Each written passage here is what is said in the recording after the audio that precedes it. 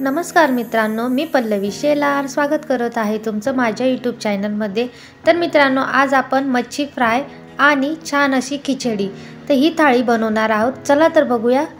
चला तर व्हिडिओला सुरुवात करूया। तर मित्रांनो, खिचडी बनवण्यासाठी काय काय साहित्य लागतं ते बघून घेऊया। तर मी येथे दोन प्रकारच्या डाळ घेतलेली आहे। तर एक तुरीची डाळ आणि एक मुगाची डाळ।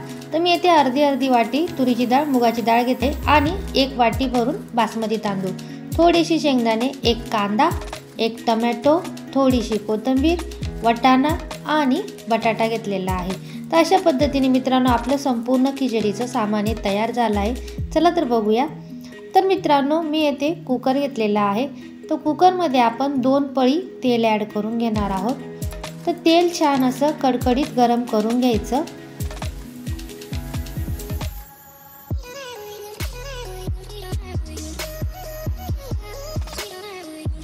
आता यामध्ये मी 1 चमचा जिरं, 1 चमचा मोहरी ॲड करून घेणार आहे। तर मोहरी जिरं छान असं आपलं तडतडू द्यायचं। अशा पद्धतीने बघा मित्रांनो, आपलं मोहरी जिरे छान असे तडतडले गेलेले आहे। आता यामध्ये मी शेंगदाणे ॲड करून घेणार आहे। तर मित्रांनो, शेंगदाणे तेलामध्ये छान असे तळून घ्यायचे, जेणेकरून खिचडीला छान अशी चव येते आणि शेंगदाण्याचा क्रंचीनेसपणा राहून जातो त्यामुळे। तर चला पुढे बघूया। तर मित्रांनो, आता मी यामध्ये तेलामध्ये कोथिंबीर ॲड करणार आहे। तो कोथिंबीरमुळे छान असा सुगंध प्राप्त होतो तेलामध्ये टाकल्यामुळे आणि एक ओरिजिनल चव येते। आता यामध्ये मी कांदा ॲड करणार आहे। तर कांदा छान असा परतून घ्यायचा। आता यामध्ये 1 चमचा आपण हळद ॲड करूया। हळद छान तेलामध्ये होऊ द्यायची, जेणेकरून छान असा हळदीचा कलर प्राप्त होतो। तर मित्रांनो, काही गोष्टी अशा असतात ना की त्या तेलामध्ये घालणं गरजेचं असतं, जेणेकरून त्या पदार्थाला एक अनोळखी चवच वेगळी येते। तर यामध्ये वाटाणा आणि बटाटा छान असं स्वच्छ धुवून मी ॲड केलेला आहे। आता हे संपूर्ण मिश्रण आपण छान असं मिक्स करून घेणार आहोत। तर संपूर्ण भाज्या मी येथे मिक्स करून घेतलेल्या आहे आणि छान अशा होऊ देऊया। तर यामध्ये मी आता टोमॅटो ॲड करणार आहे। तर मी 1 चमचा मीठ, 1 चमचा धने जिरे पावडर, 1 चमचा गरम मसाला आणि 1 चमचा लाल तिखट घेतलेली आहे। तर हे संपूर्ण मसाले आपण भाजीमध्ये ॲड करून घेऊया आणि छान आता एकदा मिक्स करून घ्यायचे। तर मित्रांनो, मी यामध्ये आता 3 ग्लास भरून छान असं पाणी ॲड करणार आहे। तर तुमची जेवढी क्वांटिटी असेल तांदळाची त्यानुसार तुम्ही पाणी ॲड करा। आणि आपण बासमती तांदूळ ॲड करतोय त्यामुळे पाणी थोडंसं बेताने घालायचं असतं, नाहीतर भात हा गिचका होऊन जातो त्यामुळे। तर मी इथे 3 ग्लास पाणी घेतलेलं आहे। तर आता आपण एक उकळी छान अशी येऊ देणार आहोत। तर मित्रांनो, मी इथे तांदूळ आणि डाळ छान अशी 2 पाण्याने स्वच्छ धुवून घेणार आहे आणि हे पाणी काढून घेणार आहे। तर मित्रांनो, डाळ तांदूळ छान अशी स्वच्छ धुवून घेतलेले आहे। आता आपण एकदा बघून घेऊया। तर छान अशी फोडणी पण दिली गेलेली होती आणि पाण्याला पण छान अशी उकळी आलेली आहे आणि गॅसची फ्लेम हायच ठेवायची सुरुवातीला। तर यामध्ये मी तांदूळ छान असा धुतलेला ॲड करून घेणार आहे आणि एकदा मिक्स करून घेऊया।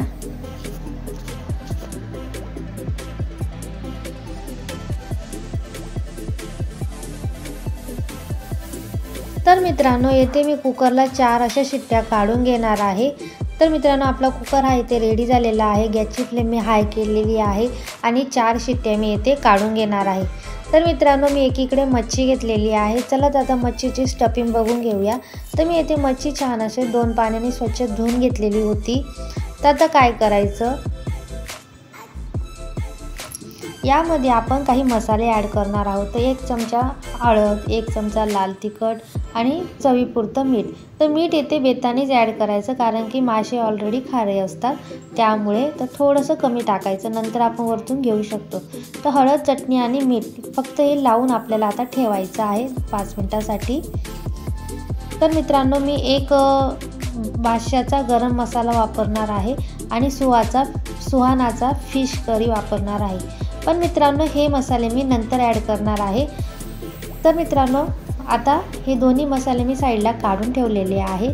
पण सुरुवातीला आपण हे छान असं हळद मिठामध्ये याला लावून घेऊया, कारण की मग त्या मसाल्यांची चव त्याला लागत नाही त्यामुळे। तर मी छान असं मिक्स केलेलं आहे। आता मी याच्यामध्ये छान असा गरम मसाला टाकून घेणार आहे। तर हे मसाले आपण नंतर ॲड करायचे, कारण की ते मसाल्यांची चव पण राहून जाते आणि ते सगळीकडे छान असे लागून जाते त्यामुळे। तर आता बघा मी संपूर्ण मसाले लावलेले आहे आणि 5 ते 10 मिनिटं याला साईडला ठेवून देणार आहे। तोपर्यंत आपली एकीकडे खिचडी होत आलेली आहे। चला तर बघूया। तर मित्रांनो आपली खिचडी ऑलमोस्ट डन झालेली आहे। तर बघा छान अशी वाफ बाहेर निघलेली आहे आणि आपण एकदा चेक करून घेऊया। तर हे बघा मित्रांनो अतिशय मोकळी ही खिचडी झालेली आहे आणि अतिशय चविष्ट ही खिचडी झालेली आहे। तर चला आता एकदा वाफ काढून घेऊया, छान अशी हिला थंडी करून घेऊया 2 मिनिटांसाठी आणि कुकरचं झाकण लावून मी आता ठेवून देणार आहे पुन्हा। तर मित्रांनो मी इथे गॅसवर आहे ना तवा ठेवलेला आहे। हा तवा लोखंडी आहे, कारण की आपण दुसरा जर तवा घेतला कुठलाही तर थोडंसं जळण्याचे चान्सेस जास्त असतात आणि याच्यावर थोडे कमी असतात आणि खालून छान असे ते चिपकत नाही। त्यामुळे मी इथे लोखंडी तवा घेतलेला होता। तर मी फक्त कधीमध्ये हा फिशसाठीच वापरते। तर आता याच्यामध्ये मी एक पळी तेल ॲड करून घेतलेली आहे। तर मित्रांनो तेल हे थोडं बेतानेच घालायचं, कारण की नंतर ते तेल उरतं आणि ते तेल कशातच वापरता येत नाही आणि मासे थोडे कमी तेल खातं त्यामुळे। तर मी तेलामध्ये एक पीस इथे सोडून घेतलेले आहे आणि छान आता आपण हे तळून घेणार आहोत। तर जेवढे आपले मावतील त्याप्रमाणे आपण याच्यात घ्यायचे आणि सगळीकडे एकदा तेल लावून घ्यायचं तव्याला, त्याच्यामुळे ते चिपकत नाही। तर बघा मी एक हळूहळू ठेवते आणि गॅसची फ्लेम सर्वात महत्त्वाचं म्हणजे गॅसची फ्लेम तर ती स्लो ठेवायची, कारण की सुरुवातीला तुम्हाला स्लो गॅसवरच मासे हे तळून घ्यायचे आहे। जर तुम्ही मोठ्या गॅसवर मासे जर तळले तर ते मासे खाली चिपकतात आणि त्याचा भुगा होऊन जातो त्यामुळे। तर ते असे कडक निघत नाही, त्याच्यामुळे त्याची काळजी घ्यायची। तर मी आता गॅसची फ्लेम थोडीशी प्रमाणात स्लो केलेली आहे आणि नंतर दोघी साईडनी छान असं तळल्या गेल्यानंतर मोठी करणार आहे।